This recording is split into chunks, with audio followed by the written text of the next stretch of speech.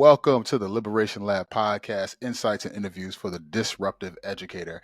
I am excited, y'all, to have my guest. I'm going to let her introduce herself. Why don't you tell people who you are, what you do, and why you do it? Oh, I'm so happy to be here. I am Dr. Courtney Rose. I am a professor, a first-time author, a former and I think lifetime K through 12 educator. And I do what I do because I think we have become so dehumanized within the system of education. And I hope that I am putting something into the universe, into the ether, whatever, to help us shift that dynamic and rehumanize our practice and our spaces of teaching and learning. The idea that we have dehumanized education, Mm-hmm. right? I'm with you 100%. But for our listeners who are listening to that, they're looking in their schools, they see humans in the school.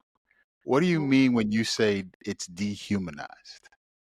Well, first of all, I think I should backtrack and say there are some folks within the education system who have never been seen, treated, or realized as actually human, right? Or fully human, or being able to move through this space in the fullness of their humanity. And Mm-hmm. so we have to acknowledge that first.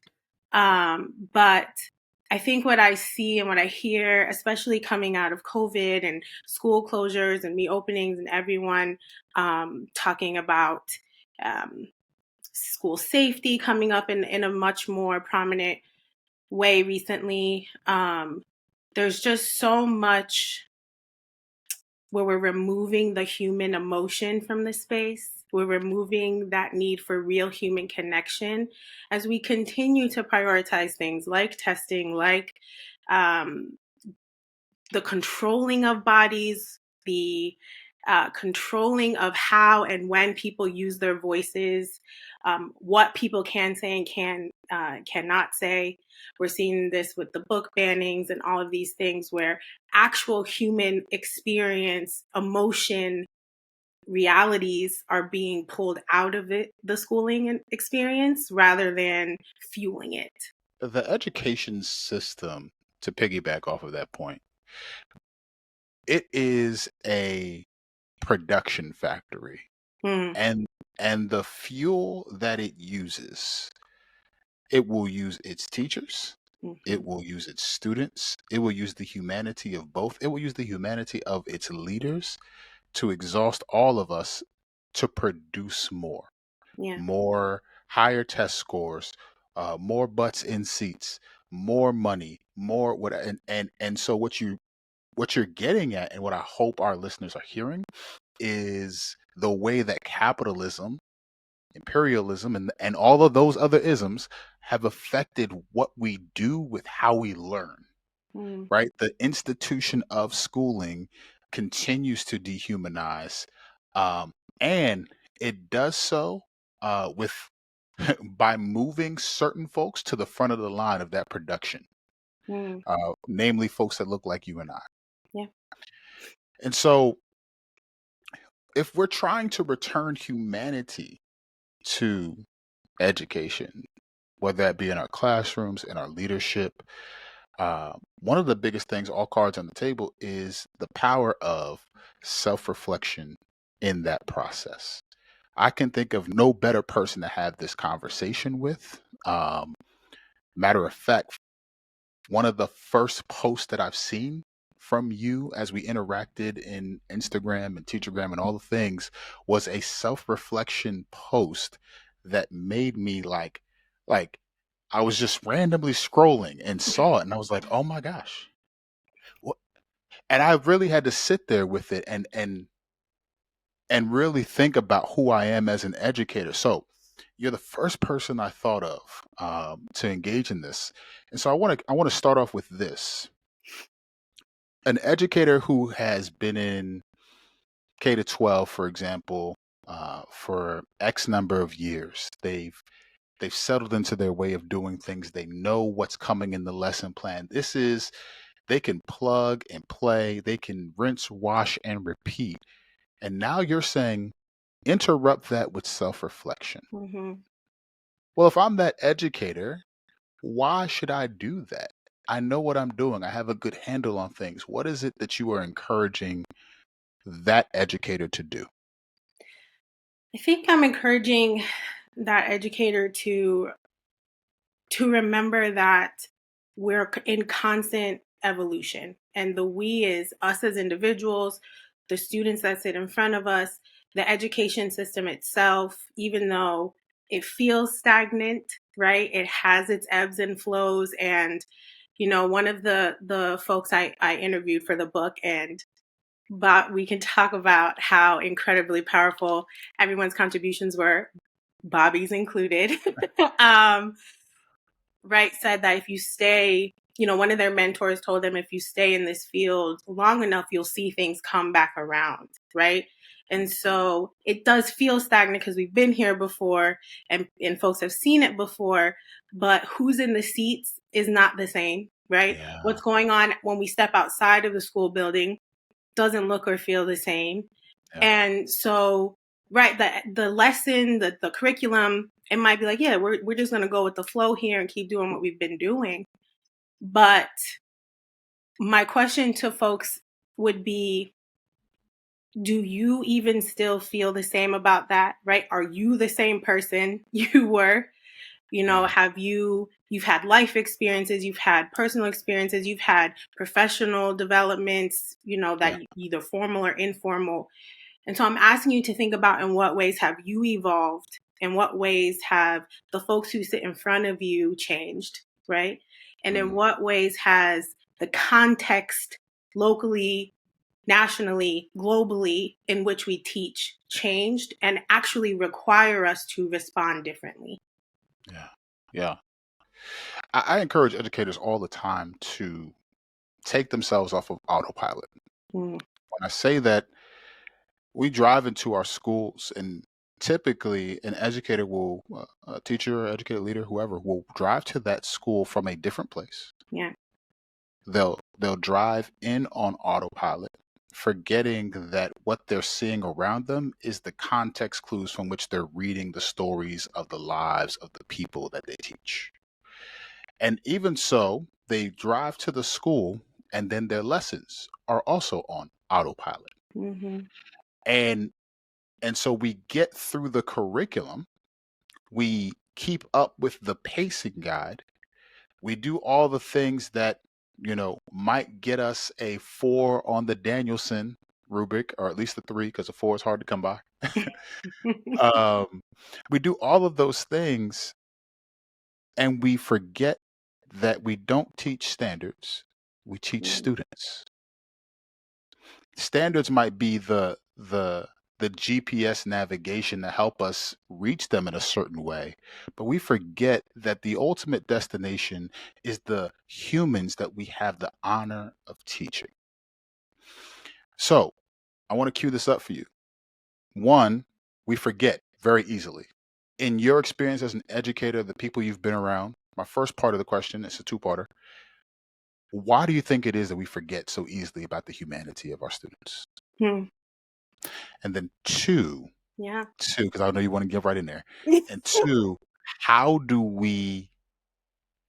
And you might have already answered this, but two, how do we begin to unlearn that practice? Yeah. I think we forget. I think there's a number of reasons why we forget. Number one, the system is designed to promote the forgetting, right? Yeah. Um, One of the mottos that I teach under is never forget what it was like on the other side, right? Hmm. As Hmm. soon as we cross that line and we are now teacher, we're looking at the system from a different lens. Where Yes. things are open to us that we couldn't see before as a student. And so, just in that, I think we forget what it felt like to be that kid Yeah. and what we needed at that time, some of us. Yeah. And we forget what it's like to sit in a room and just wish that someone would give us a chance to just be ourselves, or to see what we're going through outside of the classroom, or to recognize that I'm not lazy, I just got a lot going on right now, or to ask Right. me how my day was, or to ask me if I'm okay, or to see that my perfect attendance and my perfect grades are really a mask for some real intense emotional battles that I'm going through and trying to hide, Yeah. right? We forget, because it's designed for that. Because when we step on the other side, we've got this whole new range of things. Like, it's kind of an extension. Right now I'm the evaluator, but I'm also being evaluated, and so Yes. I'm balancing both of those. And so I can't see you right now because I'm trying to hold on to my own humanity in a system that is asking me to do some really dehumanizing things, but I'm getting paid to do it now, and I got to feed my family, and right, like all of these things start coming onto us, right? Yeah. Yeah. So it's the design, right? It's designed that way to encourage the forgetting, right? Yeah. Yeah. Um, but I also think that, and to shift into the second question, if we can pause, right? If it feels, because I think so many of us from the time that we're kids, we learn to just accept, well, that's just how it is, right? It's just hard. It's just, this is just how it is.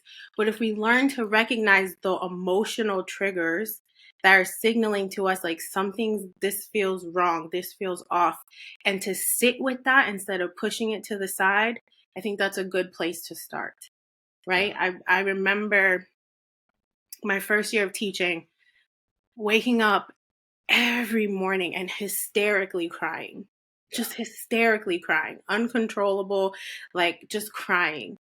And I remember thinking, like, this is not normal, or is it normal? Yeah. And and it took until many years, like actually it really took until I sat down and wrote about that first year of teaching in my book, to really think about and really come to terms with how I had become a cog in this machine of Mhm. dehumanization.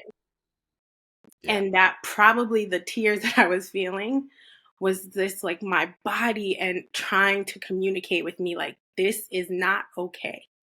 Yeah. Um and I didn't know what to do with that emotion. Just went into work every day, and Yeah. it was hard, and I was like, well, it's supposed to be hard, you Yeah. know? Yeah. Teaching is hard work. This is supposed to be hard. This is my passion. This is Yeah. what I want to do with my life.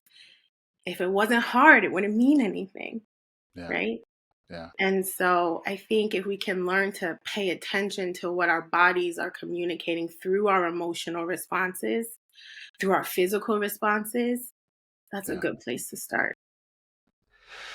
That second or 5 seconds of interruption does a lot of good.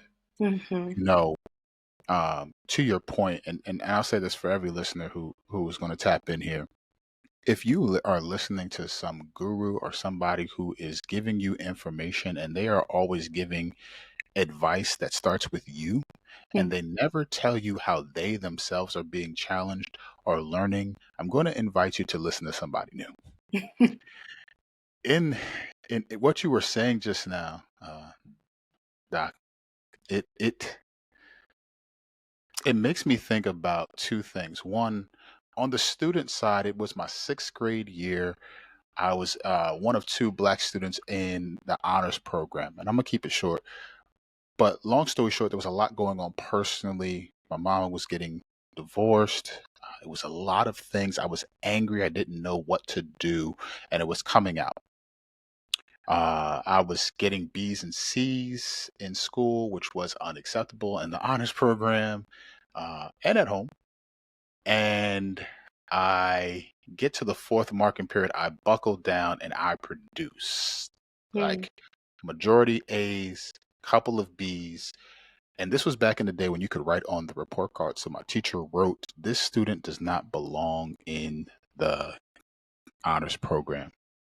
He's recommended for general education."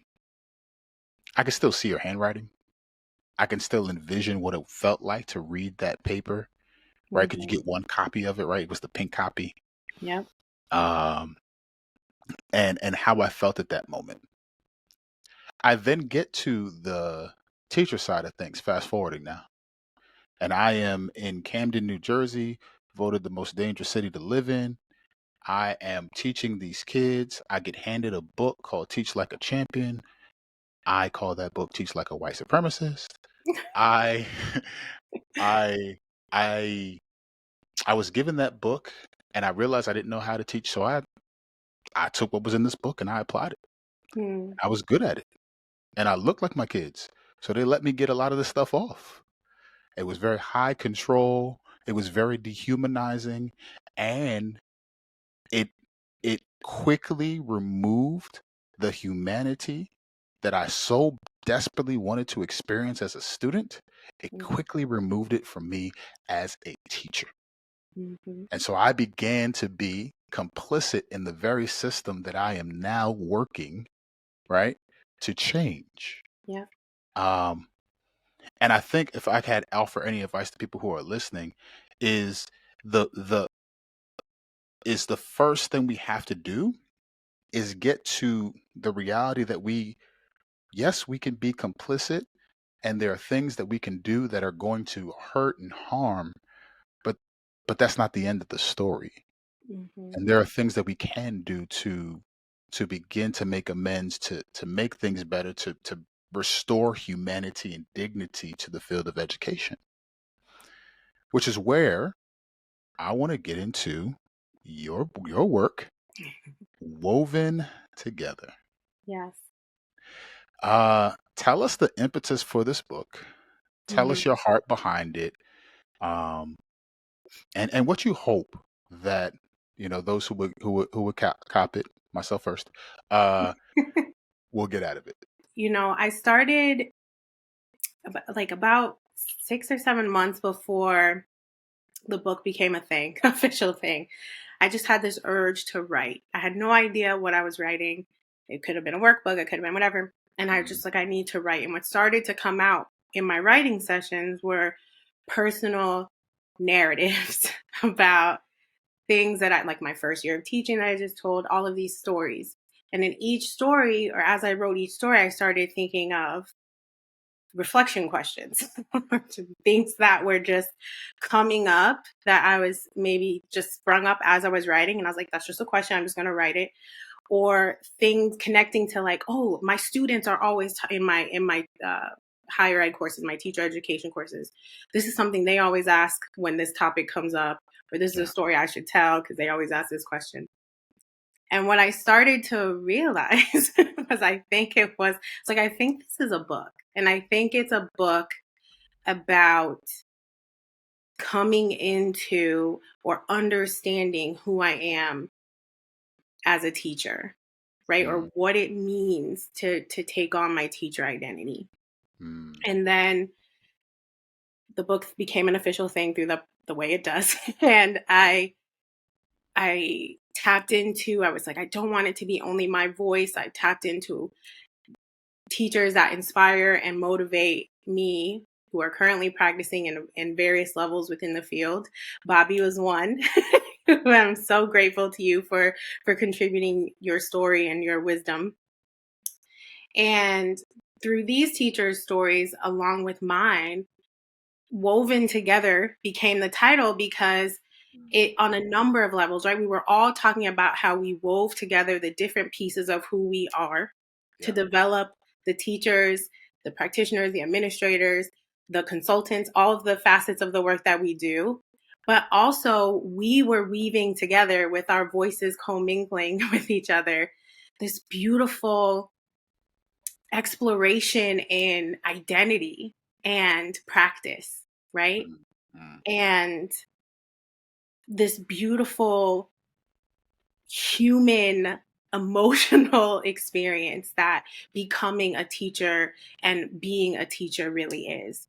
And so, mm, what I hope people take from this book, first of all, there are reflection questions woven throughout the entire thing. Each chapter has anywhere from 6 to 9 reflection questions. So Yeah. there's points in each chapter where you'll stop and reflect on what you've read or return to something that you've written before. Yeah.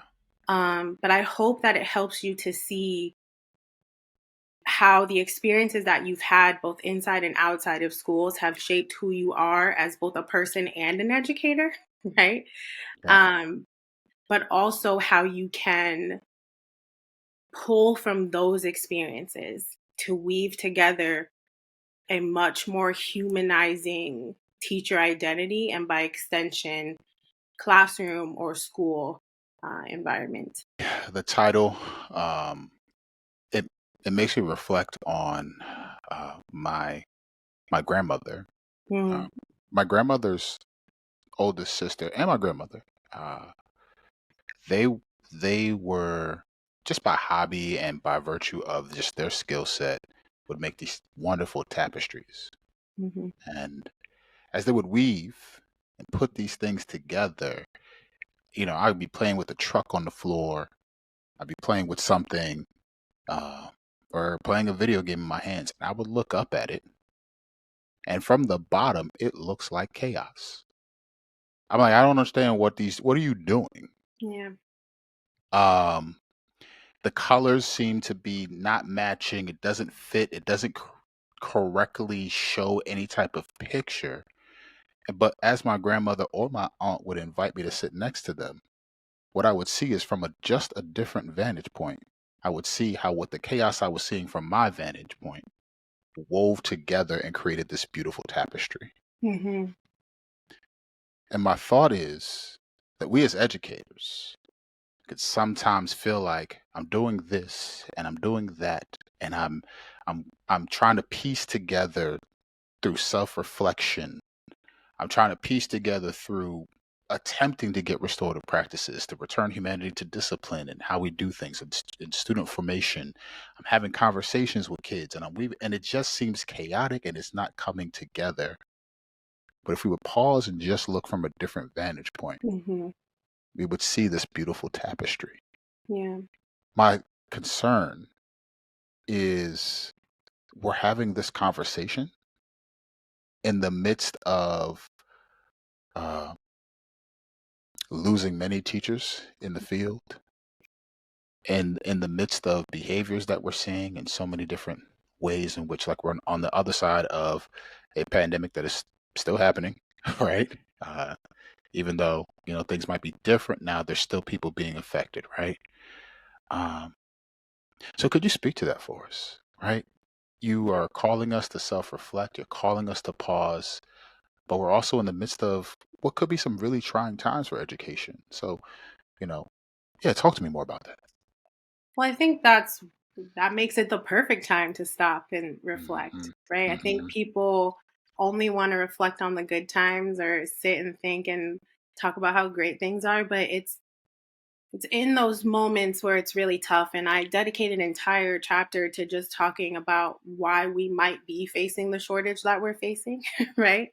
Yeah. And having teachers reflect on whether they've chosen or they're really deeply considering leaving Yeah. or whether they're really deeply the fact that we are in a teacher shortage is having them root more deeply into the space, Yeah. right? Like what are I'm just asking people to sit in that for a minute. Mm. Right? And Mm. I think our instinct is to look away, to turn away, to just complain. And I'm not saying that airing grievances is not a helpful thing. But Mhm. I'm saying, what's beneath the grievance? Like, what are you feeling? Ah, What are you yeah. connecting with? What are you hoping for? What um what is your vision for what this could and should be?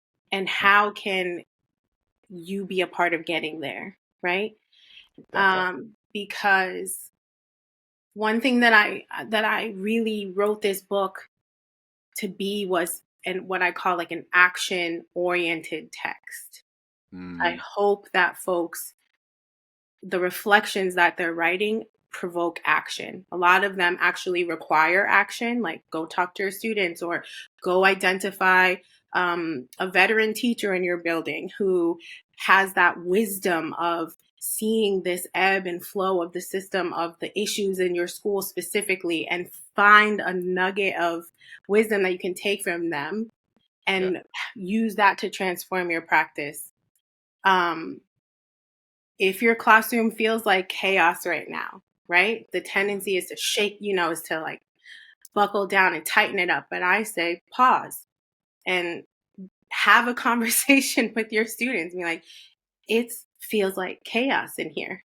like, Yeah. and I think it's in chaos. If we can, in the midst of chaos, take a moment to stop and reflect, to breathe, to Yeah. think, to write, to create, whatever that is for you, then I think we can reconnect with ourselves a little bit more, Yeah. reconnect with that thing that brought us to this field in the first place.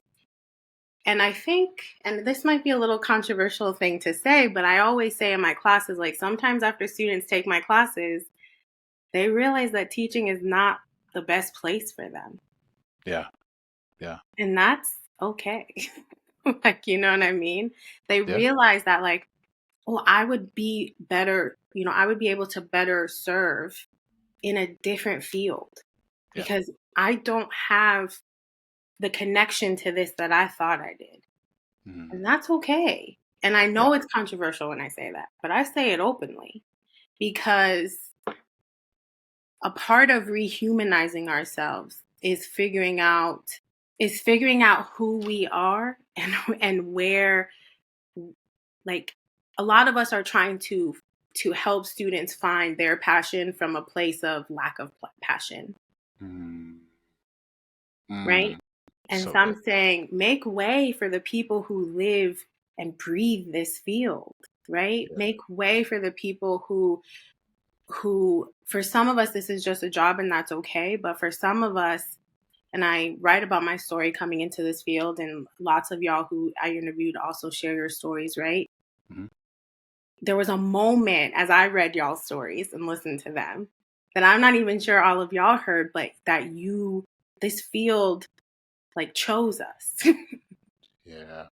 right? And Yeah. I think for me, if I love something, if I love someone, if I love and really care about something, when it's in chaos is when I sit with it a little bit more and love it a little bit harder, and Mhm. figure out how I can help to make things better. And I know not everybody agrees with that, but Yeah. that's where I sit. I so agree because I think about it from as you were talking, two things came up for me. One is that pause, that sitting with is an invitation to reclaim humanity in it hmm because we are taught very quickly to react to Mm, various stimuli, right?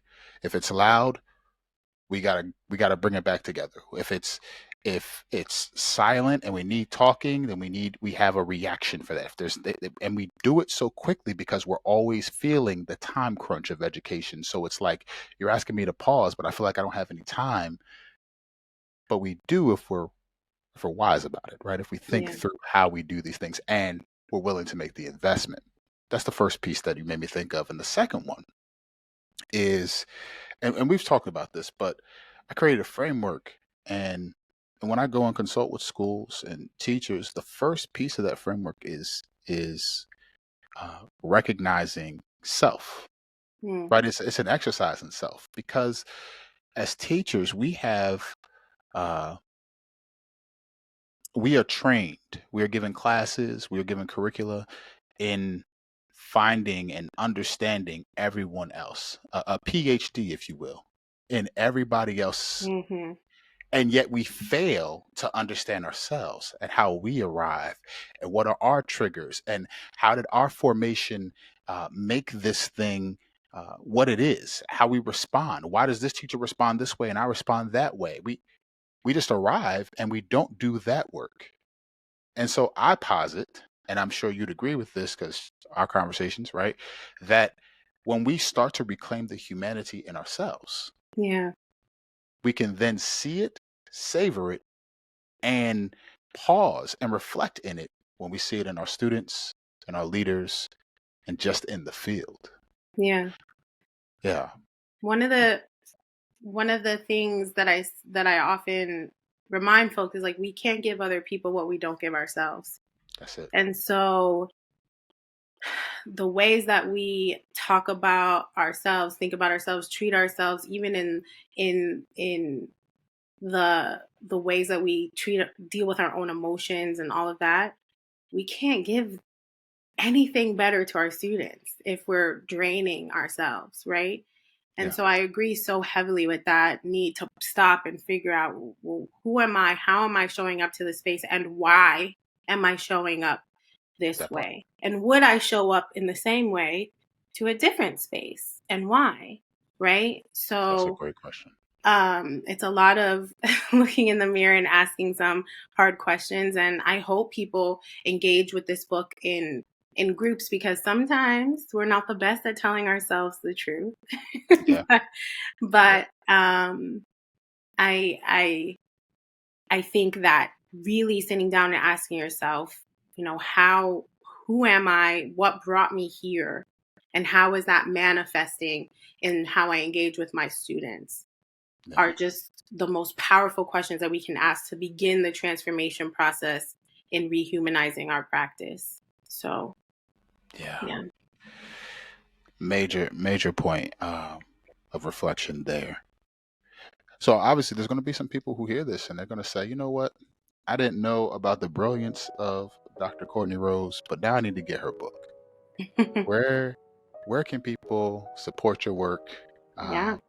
and where can they get this work of love woven together in their hands? Yeah, so it's currently on pre-order. It will drop in mid-December, which is just in time for holiday shopping. So if you got that teacher, friend, loved one in mind, I Yeah, got you covered for the holidays. And you can secure your copy now on Amazon, Barnes and Noble. I believe the Jossie Bass website has it up already, which is the publisher. And I will be in the months, like 3 months leading up to the drop, be offering some exclusive experiences and resources for those who already pre-order. So if you want to make sure that you're in the running for those, or you don't miss out on the communication about that, you want to go ahead and secure that copy now or as soon as possible, because we're going to start rolling those out about 3 months ahead of the drop. that's awesome. Listen, y'all, go get this book. Buy one for yourself and your teacher bestie. Um, and just like Dr. Courtney has told us, returning humanity means making space for it, right? And the proverbial treadmill of education is set to the fastest speed because it believes incorrectly that if we stand on it and run fast as we can in that direction, we're going to make progress. But treadmills, you can run real fast, but you're not moving anywhere. You're in the same place. And so let's return that humanity by taking that pause, taking that break, and sitting in that discomfort. Yeah, I love that. Beautiful. Any final thoughts for our listeners, and tell them where they can connect with you and follow you. Yeah, I always love sitting down and talking with you, Bobby. So I'm always like so inspired. I have a bunch of writing to do tonight, so perfect timing. But I think your closing remarks about sitting in that discomfort, listen, there's so much growth that comes when we sit in that discomfort. And so my hope is that this book helps you get a little bit more comfortable being uncomfortable. But if you'd like to follow me and my work or engage with me more, I'm on most of the socials at Dr. Courtney Rose. So Instagram's new friend Threads. Mm-hmm. I I be on the Bird app a little bit, but not too much. Right. But yes, you can follow me on most of the socials at Dr. Courtney Rose. We'll also put a link to her book and her social media links in the description for all our listeners.